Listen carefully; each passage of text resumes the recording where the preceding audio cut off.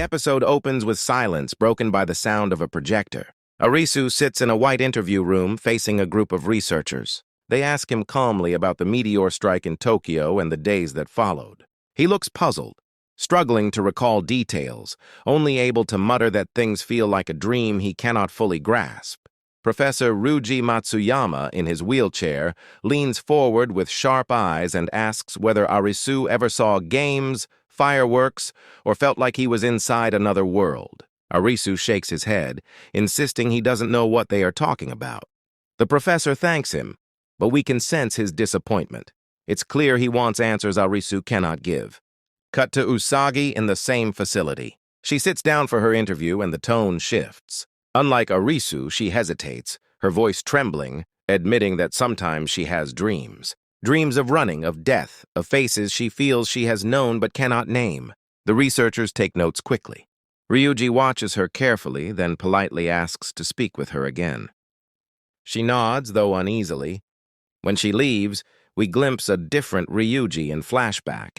In a laboratory, not in a wheelchair, standing over a patient whose body is hooked to machines. He watches their heartbeat rise and fall and whispers as though to himself that the space between life and death might be the doorway to truth. Back in the city, Arisu and Usagi walk together.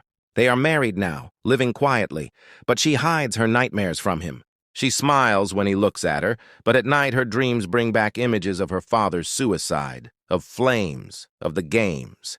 She wakes up sweating, whispering apologies to him while he sleeps, unable to tell him the full weight of her fear. Meanwhile, Ryuji receives an email. It is an invitation to a seminar. He goes, intrigued, finding a group of strangers in a dark office room with cards laid neatly on a table. A man in a suit welcomes them and announces that the seminar is a game. They are ordered to sit, not to move, not to leave their chairs. The game is old maid.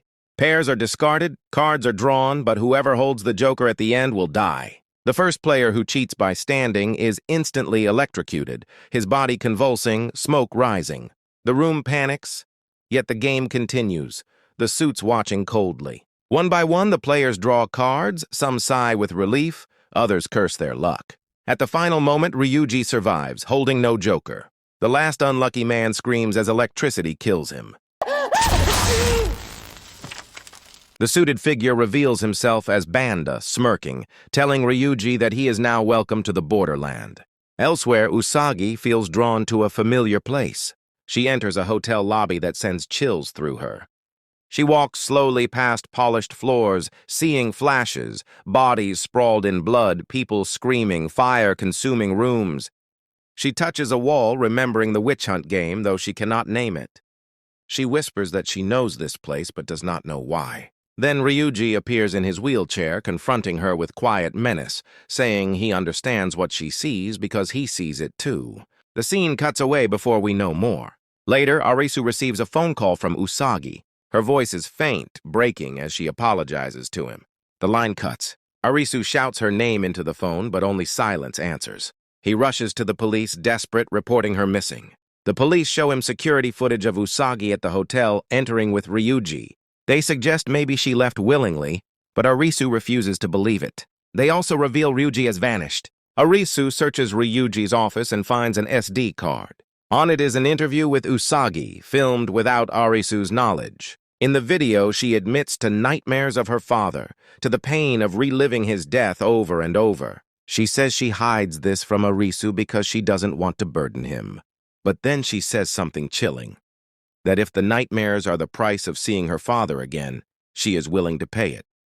Arisu listens in shock, tears in his eyes, realizing she has been suffering alone. In that moment, the air shifts and Banda appears before him, though time itself feels frozen. Banda grins and hands him a joker card, saying that Usagi will also be playing. He warns Arisu that the games are not over, and that this card is his invitation. Then he vanishes, leaving Arisu trembling with the joker in his hand. Soon after, the police inform Arisu that Usagi has been found unconscious, drugged, lying in a coma. She is pregnant, they say, and they found a joker card in her belongings. Arisu feels his world collapse. She is alive but trapped, and he realizes the games are pulling her back. With no other choice, he visits Anne, who lives quietly in a sanatorium. Unlike the others, Anne still remembers fragments of the Borderland. She tells him that if he truly wishes to find Usagi, he must be willing to risk death again. Arisu begs her for help, and she finally agrees. She prepares an injection, explaining that it will stop his heart temporarily. She warns him that she cannot guarantee his return. But Arisu says he must go no matter what. He lies back, eyes closing as the drug enters his veins. Darkness swallows him. Then he wakes in a deserted sanatorium, the air heavy, the corridors endless. He walks slowly, hearing only his footsteps. On the wall, glowing letters announce the next game will begin at sundown. Location: Hikawa Shrine. He follows the sign, stepping outside, where others are already gathering, each with fear on their faces. Doors slam shut behind them, locking the players in. A voice declares that registration has ended. A new team has been formed. The game will now begin. The camera lingers on Arisu's expression, a mixture of dread and determination, as the Borderland welcomes him once more.